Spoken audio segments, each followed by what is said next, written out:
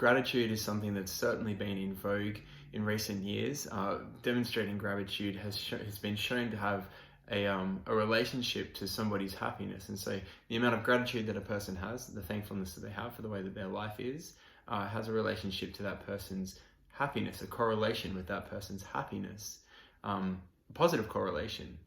So gratitude is definitely something that people are seeking to do more often. You can go and look on YouTube or read blogs or find out about meditation that helps with gratefulness and gratitude.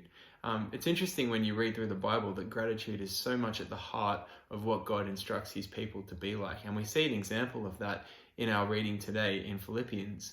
So we're reading today Philippians chapter 2 from verse 12 to verse 18. And we're focusing specifically on verse 14 to verse 18. It's important to know at this point in Paul's letter to the Philippians, he's communicated his kind of big idea for the letter, that the Philippians should live a life worthy of the gospel of Jesus Christ.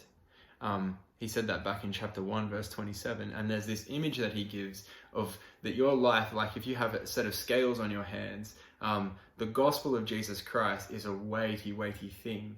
And your life should be worthy of that gospel. It's kind of like you're the counterbalance to the gospel of Jesus Christ. So Christ is our example, and we should follow in his footsteps.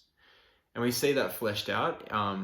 Yesterday, Leon explored the poem about Jesus and his humility in the way that he humbled himself and became obedient to death, even to death on a cross. And therefore God exalted him to the highest place. And we know that song. But there's our example for us. And so Paul is fleshing out what the Christian life looks like in relationship to what Jesus' life looked like. And so he says in verse 12 here, he says, "Therefore, my dear friends, as you have always obeyed, continue to work out your salvation with fear and trembling."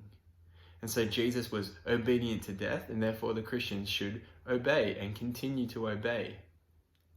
And then he fleshes out a bit of what that obedience looked like in verse 14. He says, "Do everything without grumbling or arguing, so that you may become blameless and pure, children of God without fault in a warped and crooked generation." So children of God are characterized by a grateful attitude. They're characterized by a lack of grumbling. That's actually been the case the whole way through the Bible. You might remember in the story of the Israelites, as Moses is bringing them out of Egypt into the wilderness, they go through the Red Sea, and then they're in the wilderness, and God is bringing them into the promised land. He's made a covenant with them, he's committed to them, and all they do is grumble about how they miss Egypt. Do you remember the story? There's this fantastic verse in Numbers chapter 11. He says, the writer says, "We remember the fish that we ate in Egypt at no cost, also the cucumbers, the melons, the leeks, the onions, and the garlic. But now we have lost our appetite. We have not seen anything but this manna."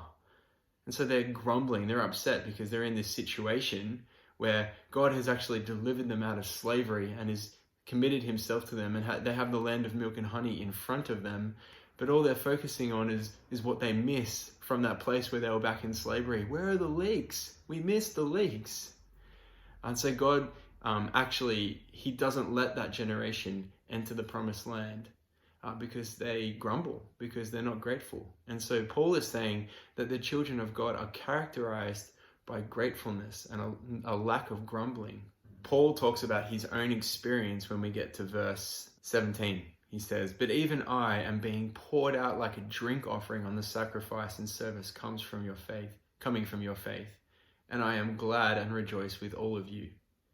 So he says that I'm being poured out, like this whole experience is taking a lot out of me. He's in prison.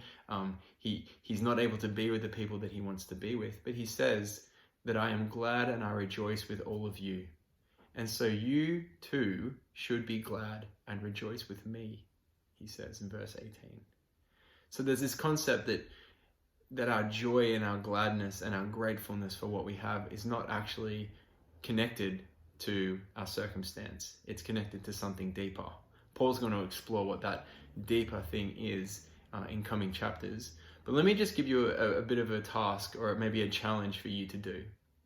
Maybe it's tonight when you sit down to dinner with your family, or the next time that you're on a Zoom chat with your friends or a phone call, or maybe even when you just sitting down by yourself and you get a blank piece of paper in front of you, or a journal or something like that. I challenge you not to bring up all the things that we miss about pre-isolation life, the leeks and the cucumbers, the fish from the Nile and things like that, or not even to complain about the plans that have been ruined by the current crisis we find ourselves in. But instead of that, focus on the opportunities that have been given to us by this current situation. Maybe take a moment to go around the dinner table, or to go around the Zoom call, or just to write in your journal and say something that you are really thanking God for at this time.